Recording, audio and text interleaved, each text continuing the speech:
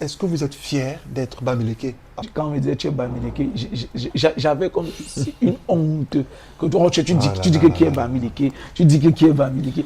Or, devant certaines situations que tu comprends que vraiment il n'y a pas d'acceptation parfois. Je sens que les Bamileke sont exclus.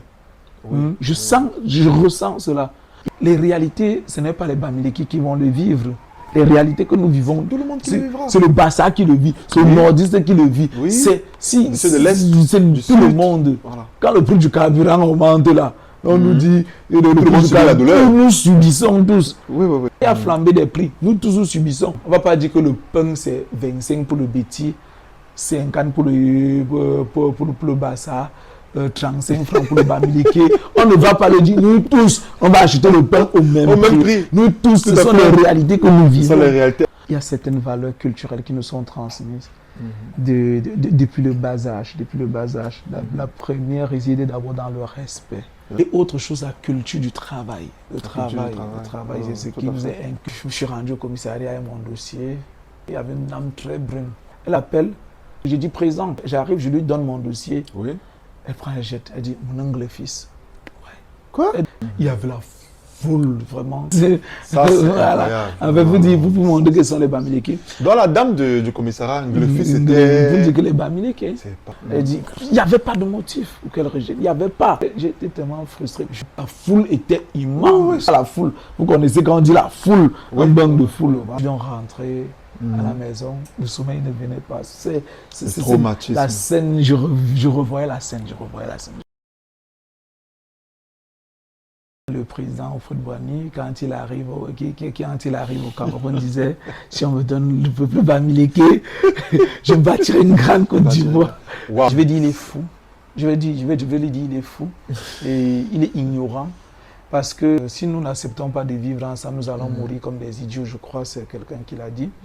Voilà. Salut, c'est Jordan de la chaîne Face à la vérité.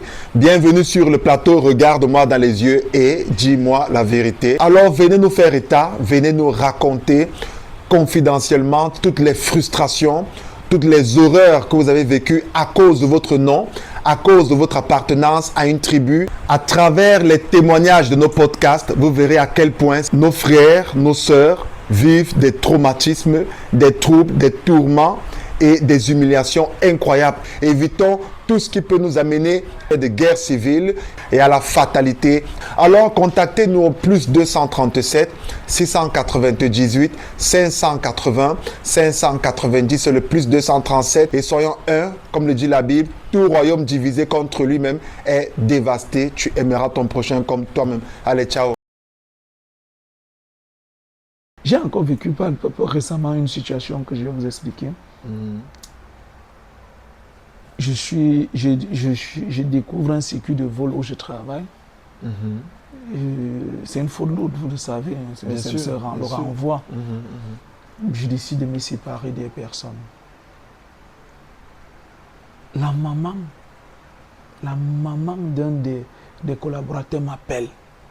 Elle me dit mon fils, pourquoi tu as renvoyé X, Y, mon fils, pourquoi tu as renvoyé? J'explique. Elle ne veut pas comprendre. Je dis que mais quand ça s'est passé, je lui ai donné une demande d'explication. J'ai fait ceci, j'ai suivi le canevas. Tout à fait, le processus. Oui, maintenant, elle me dit, la demande d'explication, c'est l'argent. J'ai dit que mais il faut qu'il me remette. S'il ne me remet pas, il ne vient plus ici. Le gars me dit, ma mère a déchiré votre demande d'explication. Je dis, après, qu'elle m'appelle, elle dit que je commence par la genèse et tout.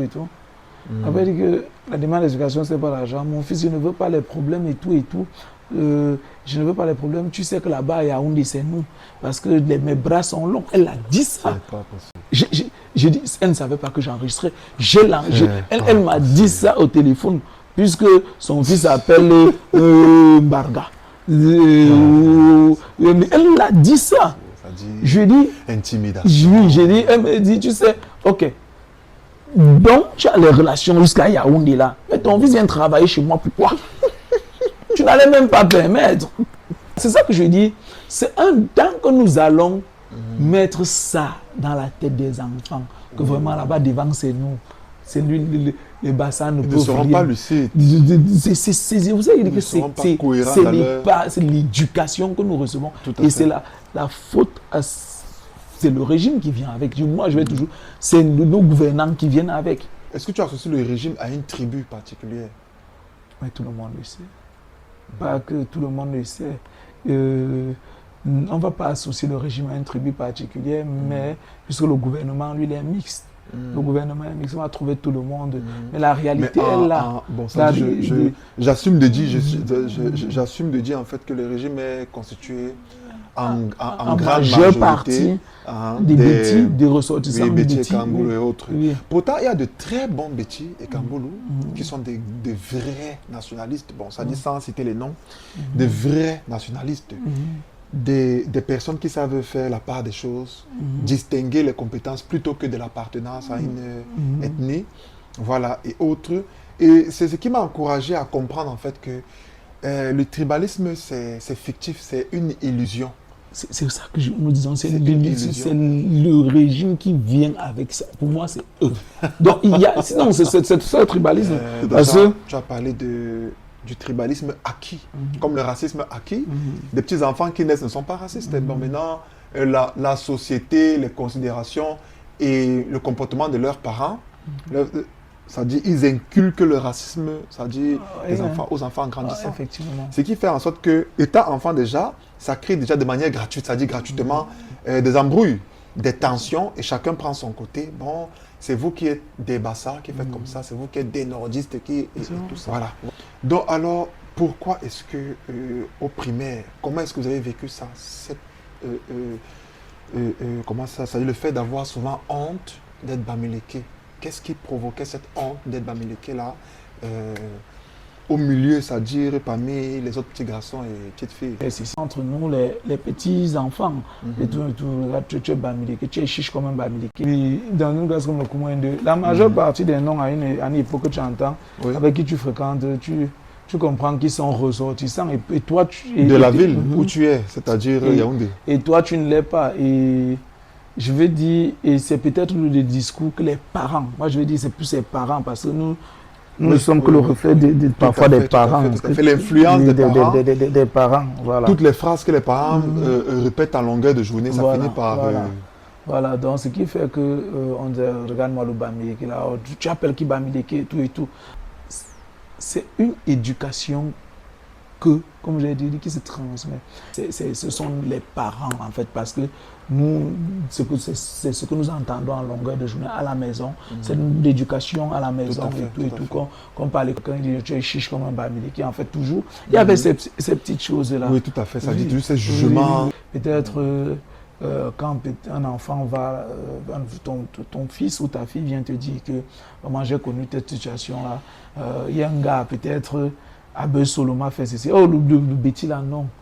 Ah, pourquoi Abel Solo t'a fait ça? Tu dois savoir pourquoi Abel Solo a fait ça. Je vais te conseiller pour que l'enfant prenne garde sur Abel Solo. Il faut savoir pourquoi quand un gars a fait telle chose.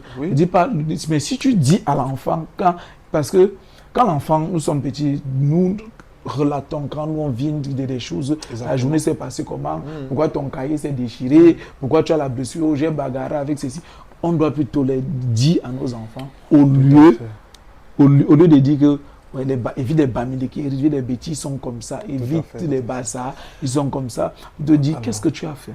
Exactement. Pourquoi toi, tu as causé tel acte? En fait, ce que tu dis est super important, Dorian, vraiment. C'est très important que tu aies attaqué ce volet de la chose. C'est-à-dire, on a l'impression que dans un pays, avec des multiples sous-pays, comme j'ai l'habitude de dire, tu représentes toute ta tribu, en fait. Tu représentes toute ton ethnie, toute ta communauté. Ça dit au point où, lorsque tu poses un acte au nom de toute ta communauté. Effectivement. Et il y a eu des émeutes.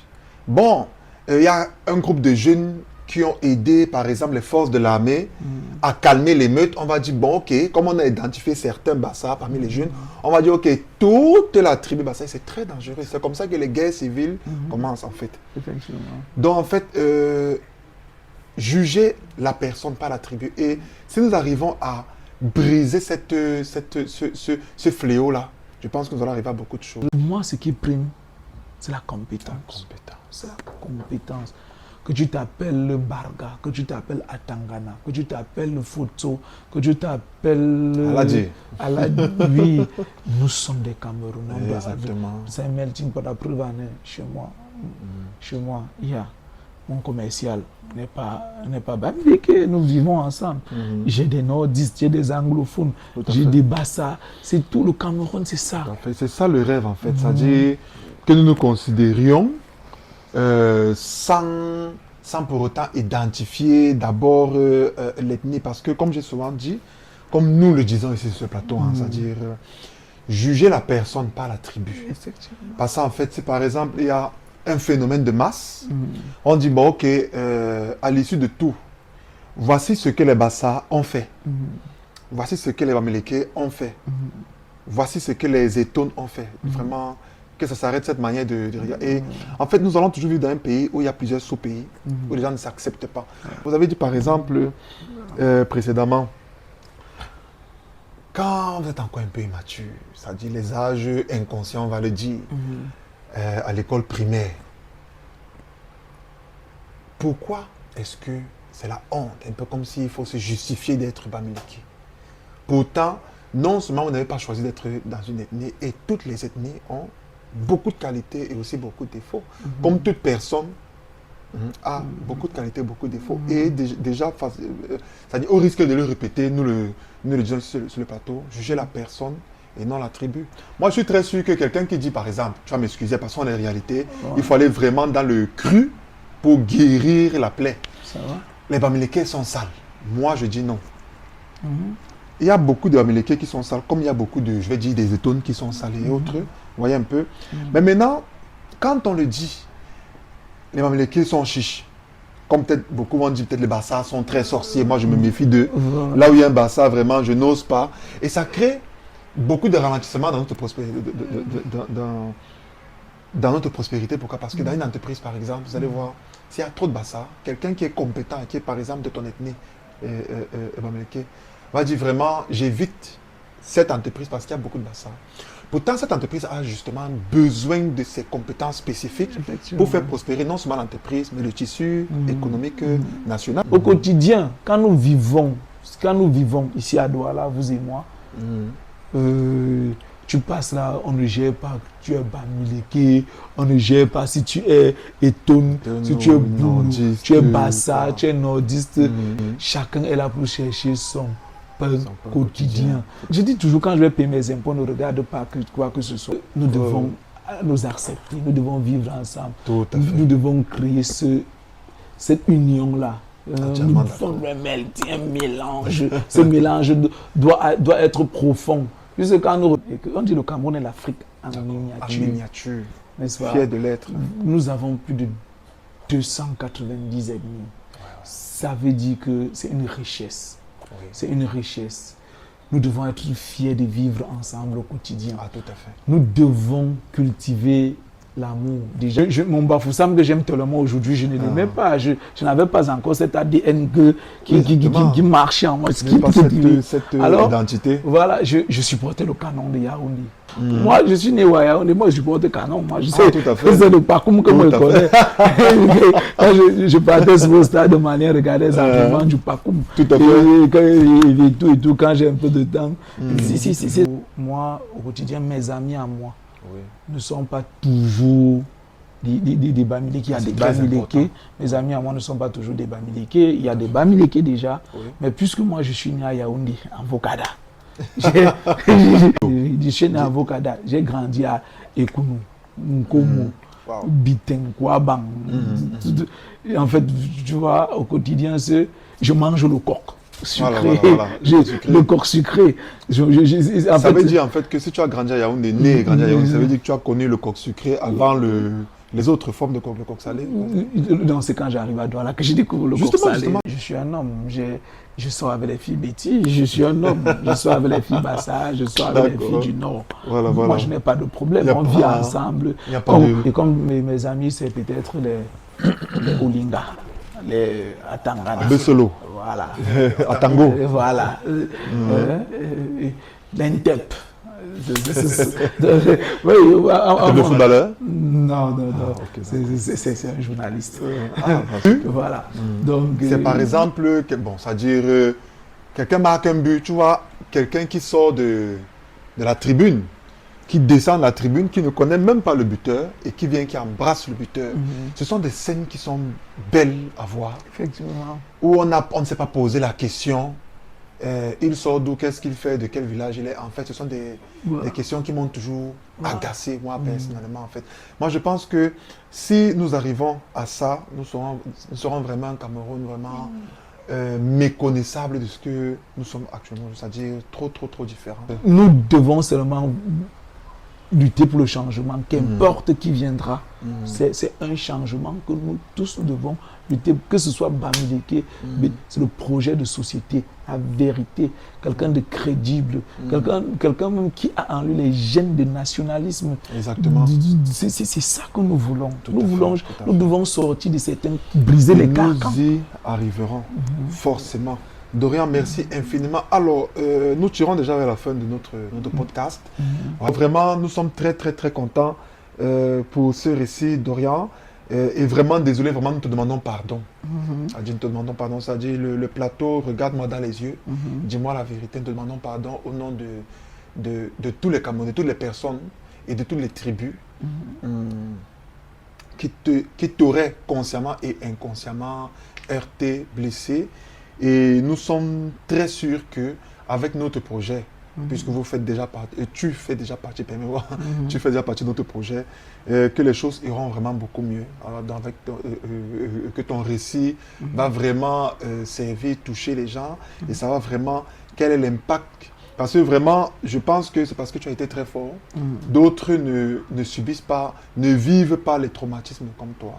L'amour, la compétence. Tu es compétent, tu travailles, tu n'es pas compétent. Pour un Cameroun prospère. Il faut acquérir les compétences. C'est ça qui va nous permettre de développer le pays.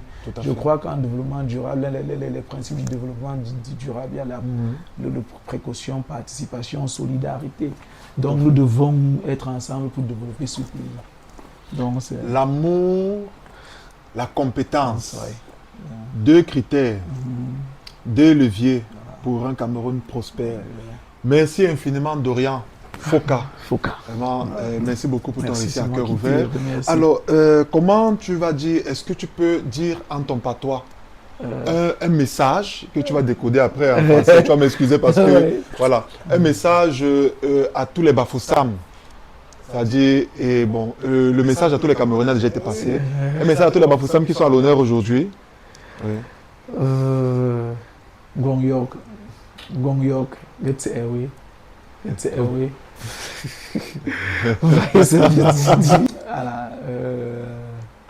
Gong Fusa, Gong Kong Fusa, Go parle fou n'engombre, que parle fou n'engombre.